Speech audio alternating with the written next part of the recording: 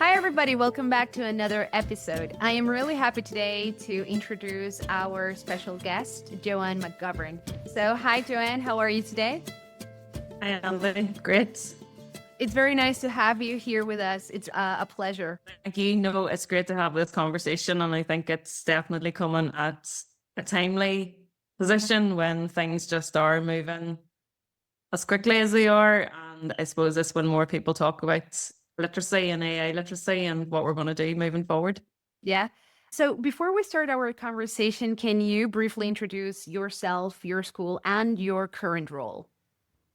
Yeah, I'm Joanne McGovern, so based in Northern Ireland, and I am a technology and design teacher. So previously had been working within the further education sector, but now working within the post-primary sector. So working with pupils from 11 to 18, and also have this year just undertaken my PhD looking at generative AI and how that is going to affect pedagogy and our digital native learners, because very much they're growing up digital, but do they actually have those skills to apply in the classroom?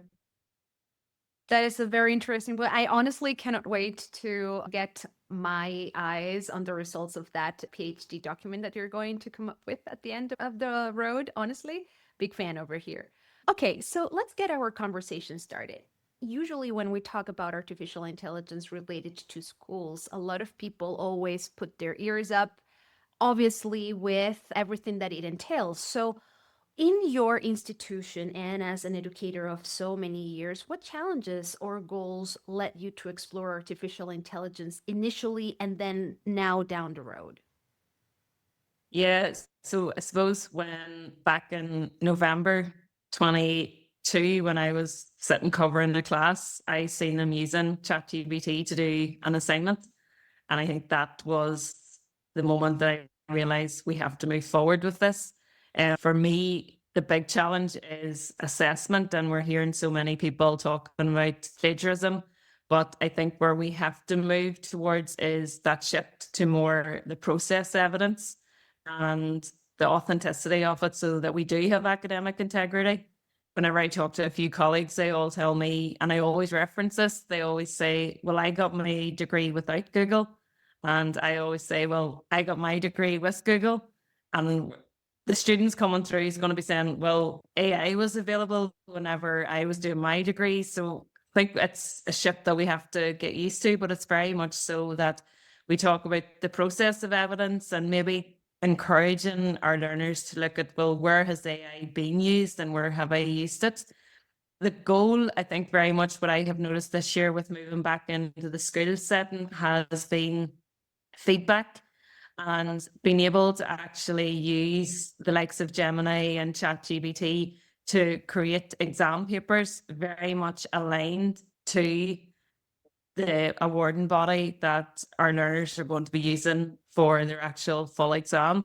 So very much looking at that. And with feedback, it's very personalized. Although I am telling it and feeding into the platform what to write, I think you would very much find that we're continually getting the same whenever you're doing it yourself. But I know with AI, it allows that wee bit of personalization.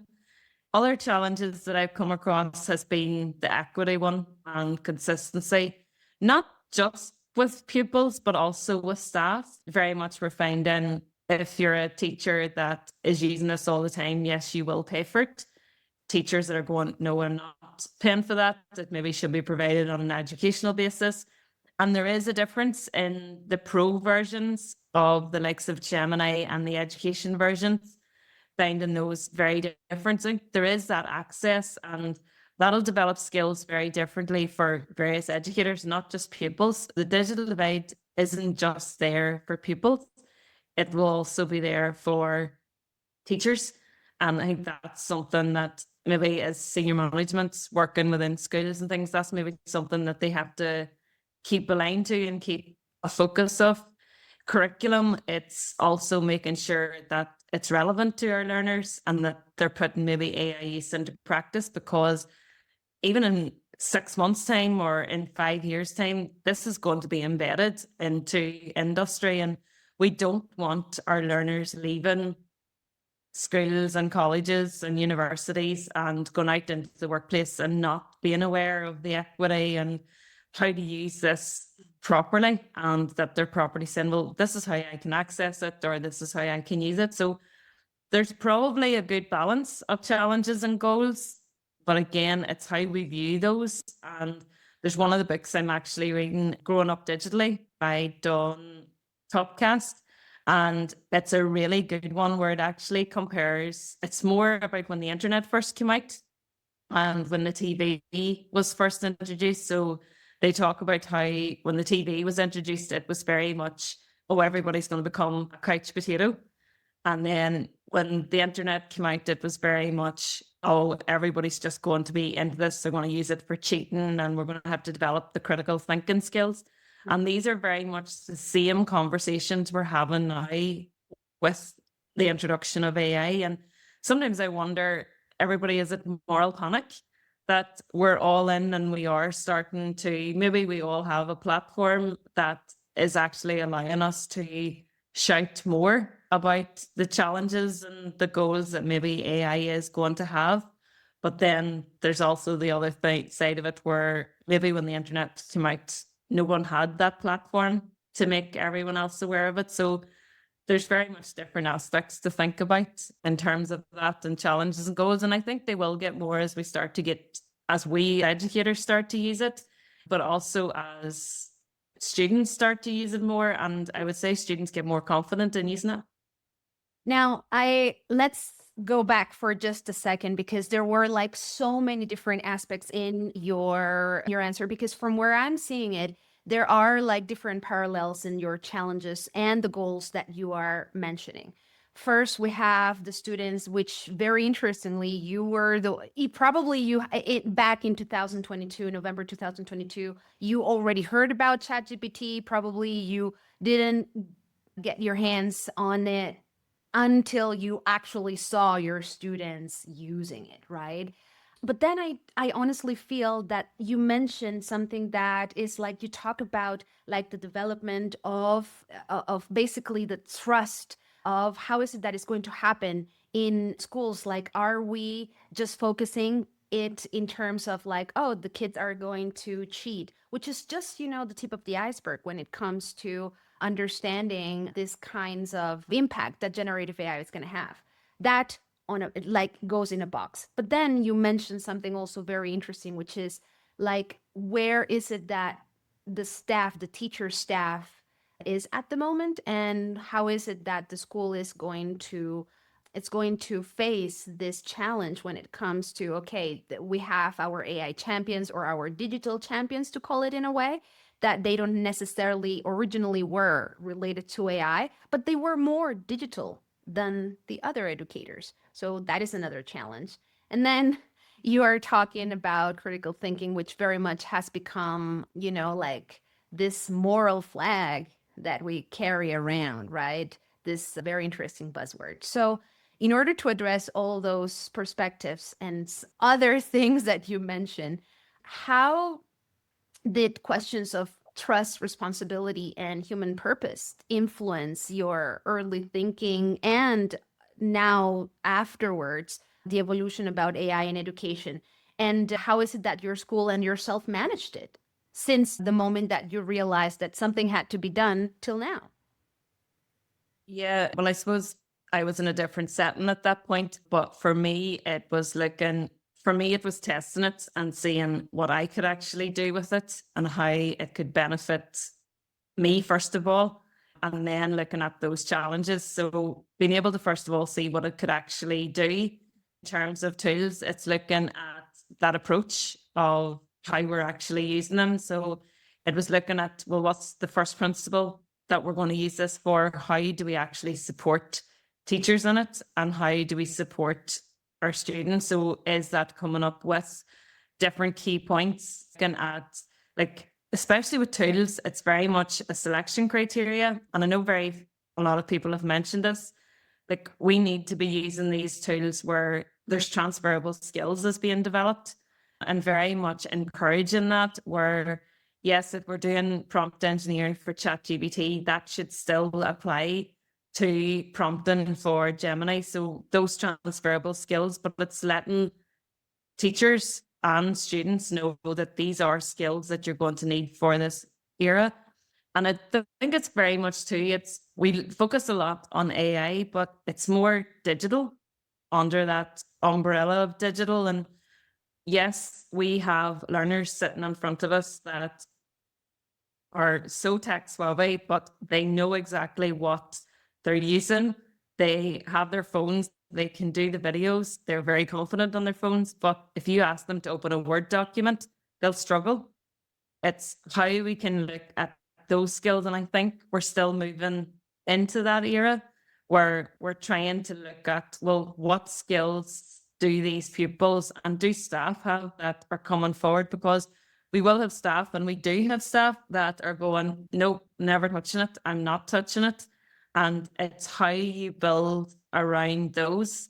For me, it was looking at accessibility as well, and looking at like those features that we have. So building in CPD and staff training. So I had ran a range of clinics, and they would, don't know if clinics is the right word, but they would have ran for like 60 to 90 minutes, and it would have been scenarios and just doing we bite size. So we used to call them lunchtime bites. And the whole idea was it was quick wins where we would have demonstrated the likes of using Notebook LM and saying, this is what it can do. Go and give it a go and come back next week and say, okay, this is how I've tried it, or give us your feedback, talk within your own departments and letting us know, well, what did you get out of this? But in those training sessions, it was very much about mindsets, not going in too big and showing that it was a threat, because we still do have those people that has a fear of it's going to take our jobs, it's going to take our jobs as educators. So it's very much building, I find, was building confidence and looking at how you could break down those barriers and taking it through, like, I suppose, a thought leadership process where you're putting your shoes in, you're putting yourself into those teachers' shoes that find it difficult to go, here's another tool, here's something else. They're going, go and use it. It's going to be useful. And there's still that fear of who created it. Do we actually know a definition of what AI actually means? Because very much, and this comes back into my research of one of the things that there's actually no definition there depending on the context. So yes, we have definitions around the purpose of it and what it is in terms of data and creating images, but there's so much AI, like there's generative AI, and you're thinking of, I know one of the things that the recent conference was, do we actually talk about it in terms of statistics, or how are we actually, those discussions is very much important, and starting small and having those discussions and making people aware was the biggest thing for me. Now, more specifically, talking and addressing your point about equity and creating space for these people that are not savvy, students and staff. Because yes, we have a lot of students that they are digital natives, but unfortunately they struggle with other fundamental things that are related to technology, not necessarily to generative AI specifically, which are totally different. So how did you address the fundamental issues for the staff readiness, for example, the ethical literacy that also goes hand to hand with AI literacy, that we see it so much? You talked like a couple of minutes ago about critical thinking. How is that working in your school? Can you place it in a specific case scenario that it was successful? Yeah, I suppose this is going back. One of the ideas that I came up with was an AI declaration. So it was through a process of where everyone went through a checklist of, okay, here's the different tools I'm using. Why are you actually going? So one of the first question was, why are you going to AI to do that for you? And getting them to go through that process. So the first reason was the why. Why do we actually need to go to AI to do it? Are we outsourcing something that we can actually do ourselves, that we can, or are we outsourcing like our cognitive load? where we're saying, just go and do it for me. I can't be bothered doing it myself. So that was the first thing. The second thing was, well, what was the purpose, or what did you learn from actually getting AI to do that job for you or to do that task for you? Did you learn anything new? So it was very much starting off in any of those training sessions with the why and the how and the what. So looking at those three sections and three questions and saying, well, what do you want it to do? How would you like the outcome, or what would you like the outcome to look like? And then, well, why are you going to it? Where, if AI wasn't available, how would you have done that yourself? And very much thinking about the mindset that if we can outsource this to an AI platform, what other jobs are you going to do in replace of that? Or does that give you 5 minutes to catch up with a learner? And what we're finding, even if a staff member didn't like the idea of using AI at the very start, maybe they come out of those training sessions and it was all talked about, and then they maybe come into the next session. So it wasn't a case of you have to use it. And I think we have to be very cautious in this sense that we're not going and shouting from the rooftops saying you have to use it. And very often people say, if you don't use it, you're going to get left behind, or here's the worrying factor. And I think people, yes, there is a lot of ethics behind it, but people aren't given the opportunity to actually see, okay, if I use it for, this is my why, this is what I'm getting out of it, and trying to alleviate that fear where people actually have their own reasons and they can develop their own AI literacy, which is really important, I suppose, in this sense, because we do have challenges, and no matter what digital tool is implemented, there's always going to be those challenges from some people that are, yep, absolutely, another digital tool, let's go for it. And you'll always have the myth or the fear around different digital platforms. I totally agree, especially because one of those many conversations where people, they're trying to create this urgency, which they have their own reasons why, either if it's because they want to sell something, but quite honestly, I do believe that that is quite condescending. People have their rhythms, and we as educators, we understand that because we more often than not, we work in multi-diverse classrooms.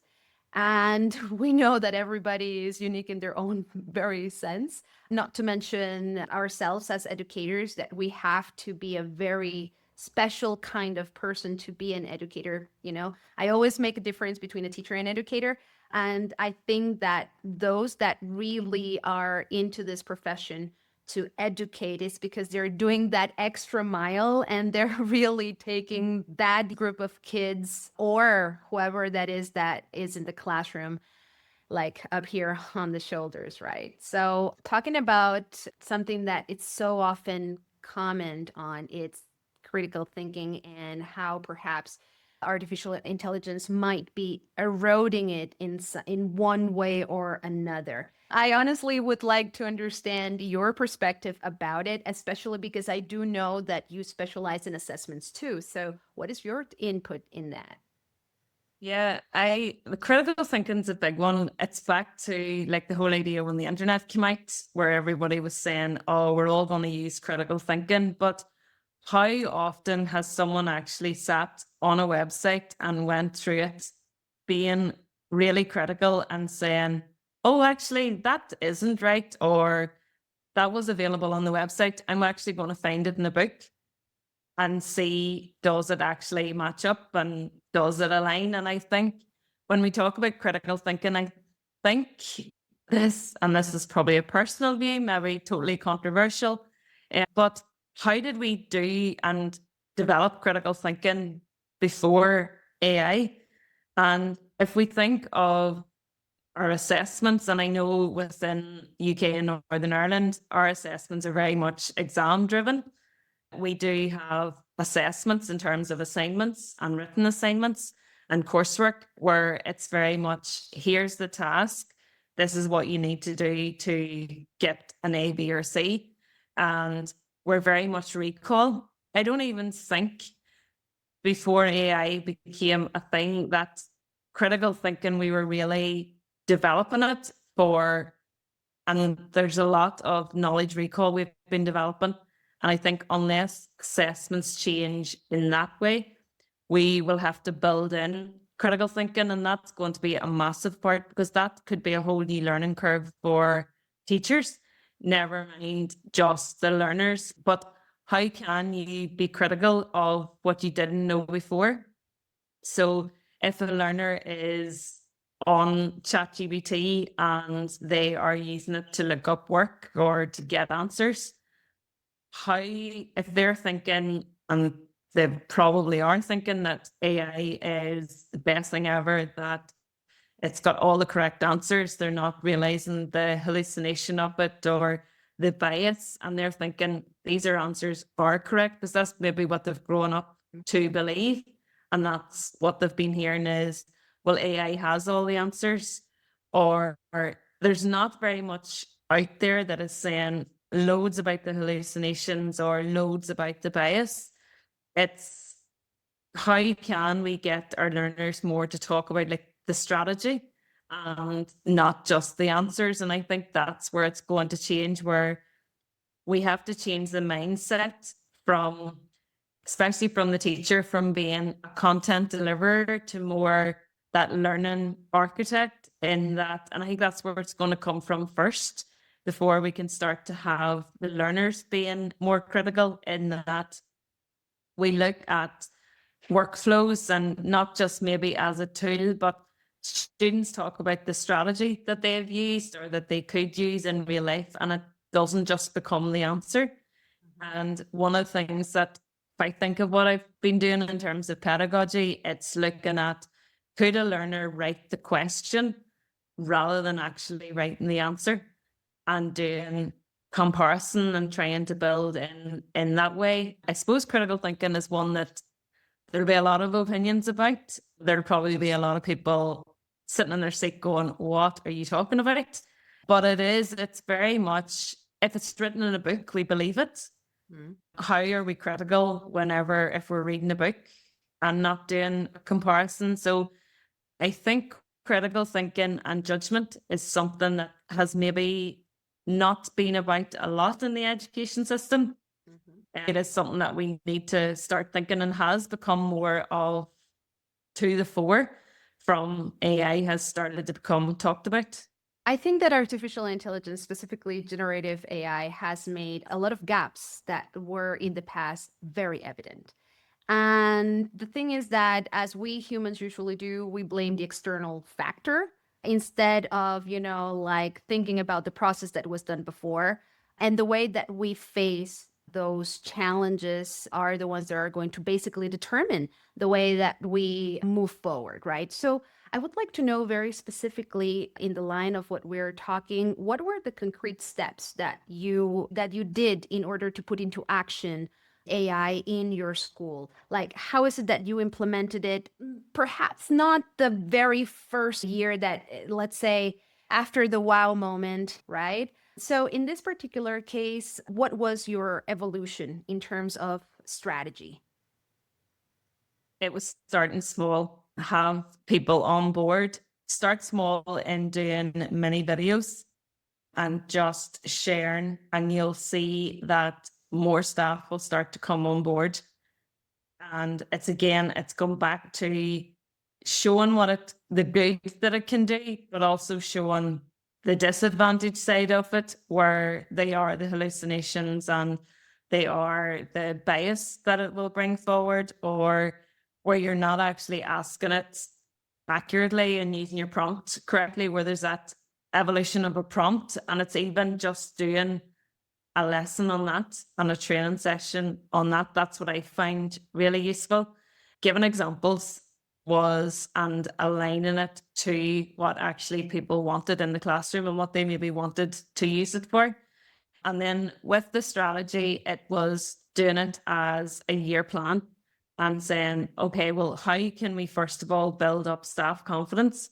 But we were hearing a lot about, oh, it's going to be plagiarism and it's going to be this. And They didn't do that themselves. And it's very much, well, how can you support teachers in that front, and then building up the awareness for pupils and saying, allow them to become the digital natives, and they are the digital natives, but allowing them to become the digital learners and leads within the group of students and allowing students to learn from each other. It's very much, I find your strategy can go out the window very quickly with AI because, and generative AI, because it is moving so fast, but it was definitely about boosting confidence. One of the things that I find really interesting about AI is that it has made communities a lot stronger. Now, with AI, I think that one of the key things that you have mentioned right now is building from community and learning from one another. Now, I would really like to understand, since we're talking about the unexpected and things that we are going to expect, in terms of your stakeholders, like the parents, the board, and you have mentioned another keyword, mindset. How do you think that has changed for the rest of the stakeholders? Do you see it like it's more at for the now as tiny islands and we're building the bridges, or we understand that it has to be seen as an ecosystem kind of thing in order to improve with AI in school? Yeah, the word expert gives me the absolute fear.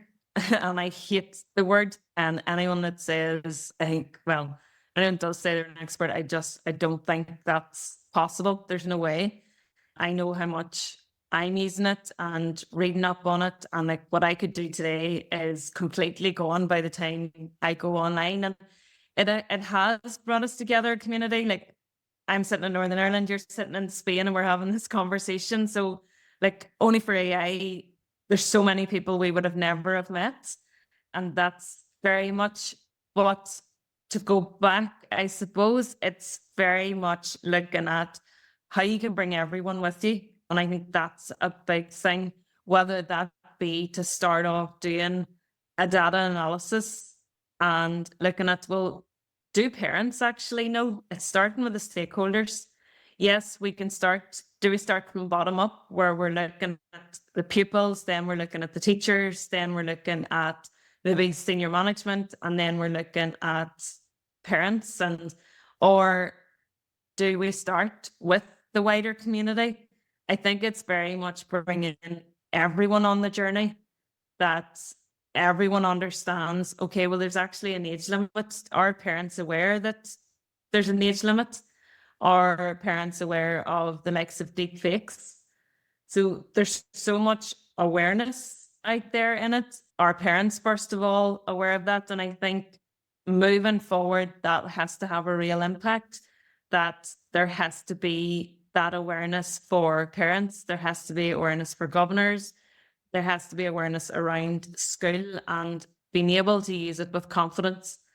And whether that be declarations or how you engage with parents on this front, and you're going to get parents that are saying, no way, I don't want my child or children introduced to this, and I don't want them using it in the classroom. And it's, how do schools move forward with that? Because we are going to come across those challenges where some people are saying, no, I don't want this being introduced in our school. So if you have a school that wants to lead the way on AI, and that, I suppose, comes back to some, I'm probably going off tangent on your question, but that probably leads to a completely different aspect of maybe that we haven't considered, of what do we do to safeguard those pupils that are at the other end, where maybe they're saying, no way, I'm never going to use this. How do we deal with that? And that's probably a completely different conversation. Yeah, definitely. And I think about it very often. And thank you for pointing it out, especially because if you think about it, I don't think that the AI era is any different from any other industrial revolutions that we have had in the past. I think that it's just another mega version of it.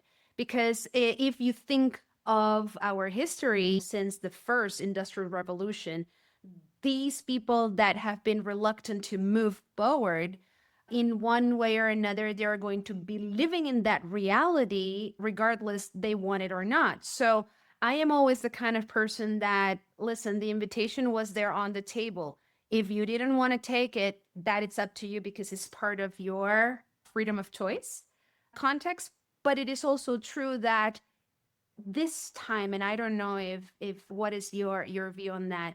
This time though, I think that it's very different in terms that people should at least know the fundamentals, because again, this is very different from anything that we have experienced before. And it is going to be very transformative. We still don't know it yet. It's very early days to know if it's going to be positive or not in the future, but definitely in the present, where we're using artificial intelligence, I do believe that it's important that, different from when we got the internet, we didn't really know what to do with it. We just went with it. And I think that it would be a really big mistake if we do the same this time. Don't you think? Yeah, absolutely. And then there's the other aspect where if we think of all our phones at the minute, AI is built into them all. So where are actually pupils aware that they're using it? So maybe they're sitting on their phone and it could just be like a text message, or rather than going on to a web browser, that they're going directly on to AI and using it as their web browser. So there's that awareness again of, do they actually realize they're using it? And who actually realizes they're using it? But it's very much, it's back to, are we developing communities that are AI literate?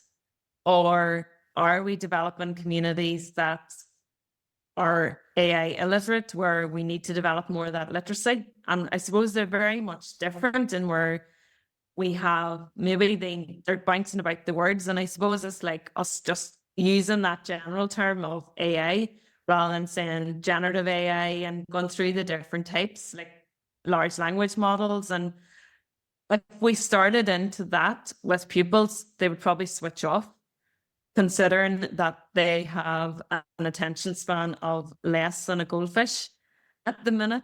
It's how we can hook them in to get them interested in that, because I know some of them would go, well, why do I need to know that if I didn't need to know that for Google?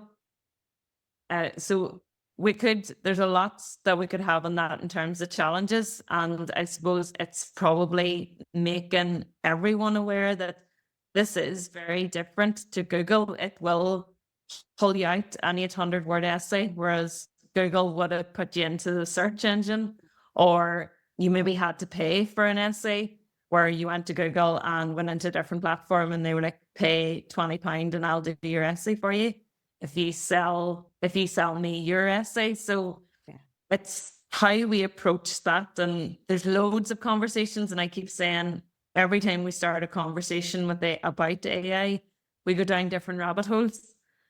I honestly see these conversations, I see them as opportunities. And especially, I don't want to make it sound like opportunities to convert anybody, because this is not a matter of convert, it's a matter of creating awareness. So that is what I like about creating awareness and talking about community and building in community. So what are your plans to sustain and expand this work of responsibility beyond this pilot phase? Because I know that the pilot phase was very much pretty done by mid 2025, and now 2026. What are the plans for the next years to come, or at least 2026? And I think if we got to the end of 2025 without another update, I think we would be doing really well, or keeping on top of another update. I know we've just seen another update for Microsoft. For me, it's looking at how we can now move forward with pedagogy and changing pedagogy to bring in that into the classroom, being more reflective, having more feedback on what AI is producing, and back to the word of critical, being more critical in terms of looking at it, and more of assessment, like how are we actually using it? That's going to be massive, especially for educators. We could have loads of pockets of people within our schools and within our departments using different types and different tools, but do we all know what we're actually using it for? So if, for example, I'm using Gemini, is another colleague using ChatGPT, or is another colleague more using just Notebook LM? How can we intertwine all of that together to, again, not go down the rabbit hole, but that we can support each other? It can get so overwhelming that there's so much coming at us at once. It's how we can support each other in our groups, and maybe looking at, okay, well, if you're using Gemini this month, let's all give it a go and see what we find different. And again, it's very much back to support. And I think as AI does progress and does move forward, it will be a case of where we have to support each other that wee bit more and how we're using it. So although maybe, and I hate saying this, it's given us extra time or it's helping with the workloads, because I suppose the 80-20 scenario where it's maybe doing 80% of the work, but we still have to do that 20%. It's how we can now plan and scaffold those that we're not having 10 different tabs opened, all with AI platforms and all trying to use those platforms is very much for me. And as well, it's about how can we stop trying to catch AI and maybe starting to design more of the slow thinking, where about equity can mean more of AI is let into our routines, and that we all have the same learning goal around, like that no student or no teacher is left behind in this, that we bring them all on our journey. That, and the thing to remember, I think, is the machine doesn't do it on its own.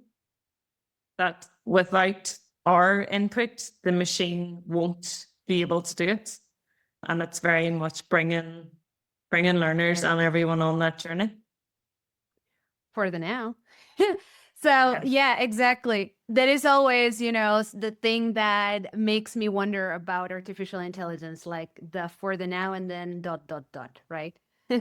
So before we go, is there like some sort of piece of advice or point of view that you would like to highlight? Not necessarily for those that are beginning, or if they are beginning, fine.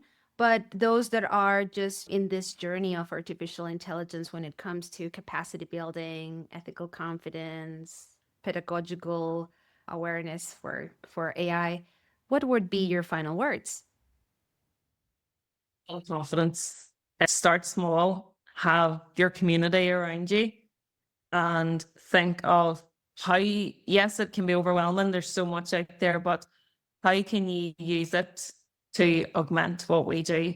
And that's so important. Things will change, assessment will change, AI will change, but it's how we can use it to our advantage while we use it ethically, but to support us in everything we do, that we have it there as our assistant that we didn't have to interview. And for me, that's very much, it's someone that they can go in, I can go to it and say, okay, be a critical friend and review this for me and give me feedback, or tell me your understanding of what I'm trying to say in this. And I find that really good, especially for like anyone that might have dyslexia or be neurodiverse, where maybe it's more difficult to get the words down on paper, and they can now use these platforms as a critical friend to review what they've done. So use it with caution, use it within your departments, and join a community and share what you find out, because everyone can learn from each other, and it is a time to learn from each other. Thank you very much, Joanne, for your input. I think that whoever that is going to be watching and listening to this episode can take their pick. There is so much to unpack. I hope that they can also find you online. They can find you on LinkedIn. They can find you on Instagram as well. So please go ahead, read what Joanne is working on. It's brilliant to have conversations like this. So thank you very much for your time. And everybody, I will see you in another episode. Bye. Thank you. Bye.